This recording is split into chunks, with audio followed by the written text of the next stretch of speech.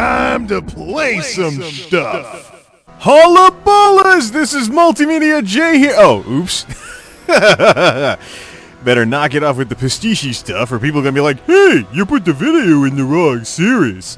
Well, here we are. Here's Smita in Tanaan jungle, and I don't know, YouTube sometimes likes to be the Disney of the internet, family friendly, stuff like that. So maybe I should.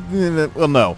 This character's in the jungle, and I mean, if channels like Hannah Minx and the rest of them can continue existing on YouTube, yeah, I hope this isn't too much of a problem. Sorry, prudes, this is a jungle setting. It's called being practical, and she's wearing a Buccaneer shirt. Yeah. So, here is Smita in Tanaan jungle. First and foremost, a big shout out to the Alliance players on Terralion who didn't gouge the living crap out of the everything on the auction house. I did some searching around and I found that there's some stuff on the auction house that doesn't cost an arm and a leg, so I was able to use that to get Smita's item level above 615 and start raiding High Mall.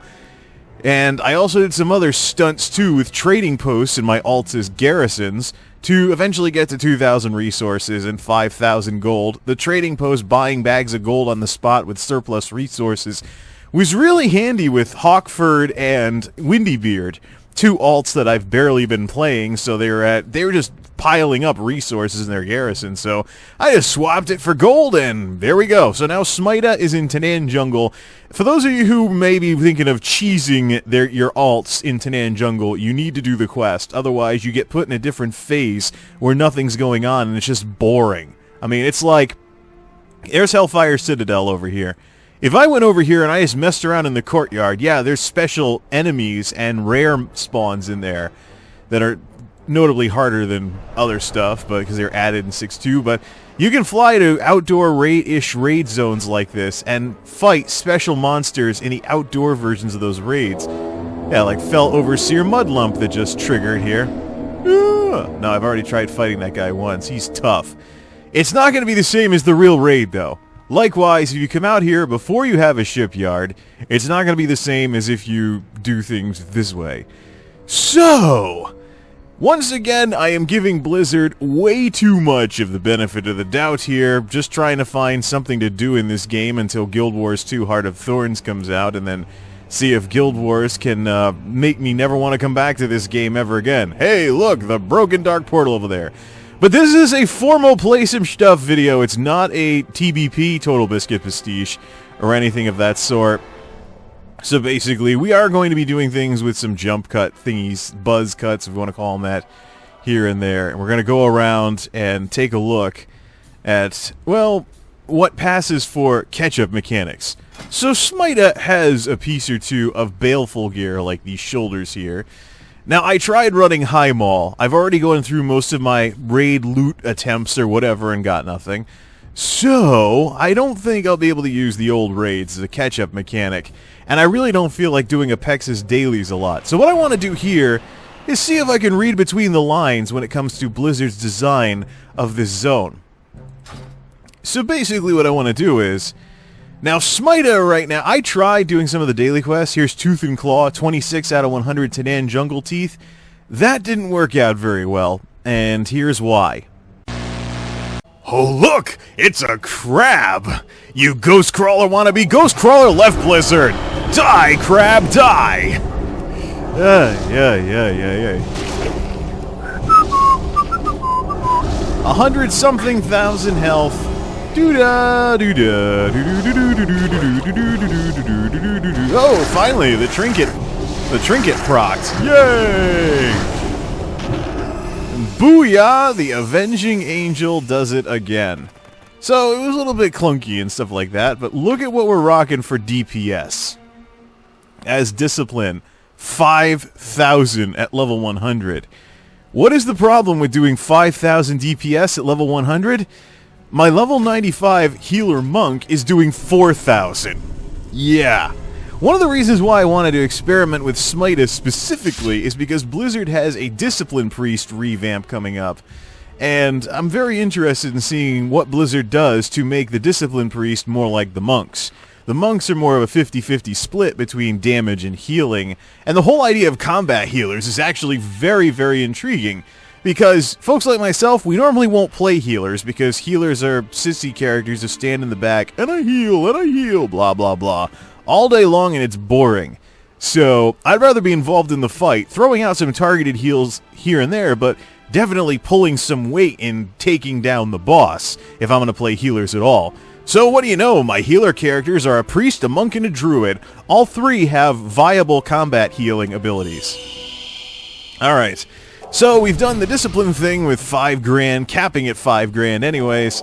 Let's try going Smite spec, which is where Smite gets her name from, of course, a reference to the Smite priests in World of Warcraft's Burning Crusade expansion, back when people had all kinds of weird specs that were unrelated to what they actually were. It's worth another discussion at some point later on. Alright, 5 grand as discipline. Now, I'm going to be more of a glass cannon, or Smite, I should say, is going to be more of a glass cannon here.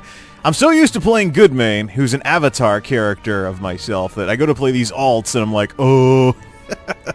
Alright, 5 grand as disc. Let's try Holy, and try not to get killed.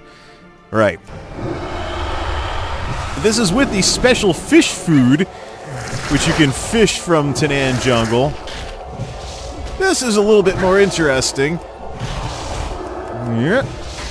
Of course, the Inquisition glyph helps with that greatly. 6,700 DPS. Now that makes sense, because healers that do token damage should always outdamage combat healers, because the damage is separate. The damage is actually separate from the damage. You actually have to stop healing in order to do damage, whereas combat healers heal while they're doing damage. So 6,500 DPS, not a bad deal, although good main and tank spec right now is closer to 12 to 15,000 DPS, but... So yeah, as you can imagine, if you get more than one mob or something like that, these dailies can get pretty tedious when you first come in here in the low-level item level 600s or so. So this creates a bit of a predicament. Had enough of the music yet? Doo-doo, doo-doo. Shut up, garrison music gone wrong. I'd rather listen to the ambient sounds of the jungle. Actually, since we are in the jungle, sound control panel, crank the ambience through the roof. Okay, so the so-called Catchup mechanic, it's a little bit clunky, and I've seen posts on the forums. Can't even talk right tonight. I've seen posts on the forums where people are like, you know, the Catchup area is too hard. Yeah, well, you know, they said that about Timeless Isle, too, and it looks like Blizzard has not learned their lesson. But let's try something here. Let's try reading between the lines. Now, one of the ways in which this game nods to Guild Wars 2 is it actually encourages cooperative gameplay when downing rare spawns in the outdoor world. So if I join a fight with someone fighting a rare, I can get kill credit and actually loot the boss as well. So I'm curious if any of these rares drop loot. Let's see if we can jump in on someone else's fight with a rare, do some token damage, probably should switch back to Discipline to do some token healing as well, and basically see if that can be any kind of viable way of doing catch-up gear or anything like that. I hear a fight in progress. Yay! Alright, where's our... Alright, let's test this theory here. Where's the monster? That was a remnant of Syndral. There he is! Yeah. Been a while since I did this quest with Goodmain. Come on, Death Knight!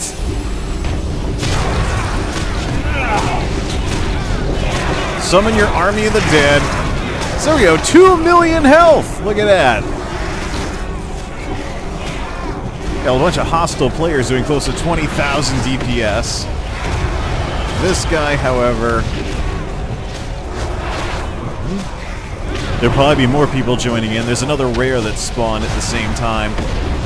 I hope this isn't killing people's headphones. Maybe I'll edit the audio in post to tone down the booms and explosions. 1 million to go. Maybe this guy doesn't have as much gear as I think he does. Ah, here's more people. We have at least one hunter. Big gorilla pet. Those green bolts are the fish that you can fish in Tanaan Jungle. They're basically demon fish. Boom! Alright, so what did we get for Primal Spirit? A Baleful Tunic! So this does work. It gives me some progress towards... It gives me some progress towards the, yeah, right. It gives me some progress towards the daily quest and item level 650. Goodbye, heirlooms. Ugh, that is ugly. Transmog break. Hey everybody, remember Mists of Pandaria? Yeah, silly as it was, children's movie-ish as it was, some people actually miss Mists. Okay, I didn't go to all the trouble to get together that angelic transmog setup thingy something or another in order to look like this. There we go. Ah, much better. A whale shark.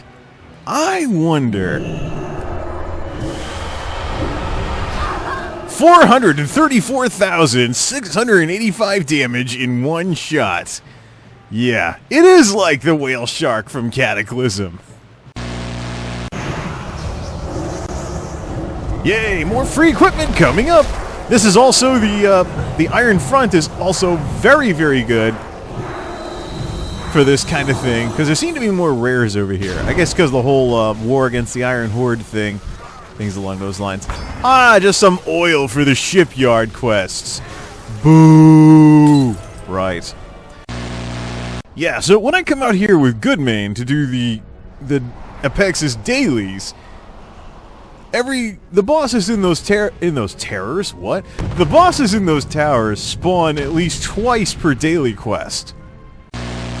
This is a little bit of Guild Wars 2 in World of Warcraft, folks, where it's actually a good thing for other players to show up, because they're actually going to help you instead of stealing your kills, stealing your mining nodes, ninjaing everything. Oh yeah, that's right. I can always call in an artillery strike too. Yeah, here's one more for the road. Notice how everybody had the artillery strike for their special move and not the other stuff that's available. Yay, more Apexis stuff. So I could theoretically do the daily quest this way. Oh. Noob! Wait until the mount spawns before pushing the spacebar.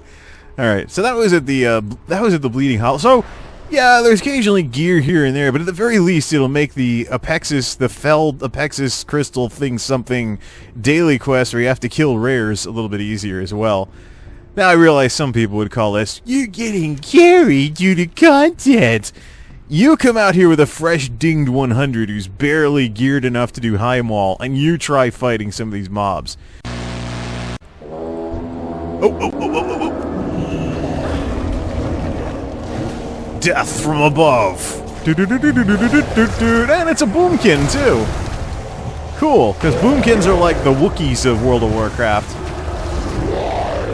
I know I certainly have a Chewbacca-type character at my Worgen Druid. Primal, da-da-da, Apexis, yeah! Aw, it's leather. Nuts.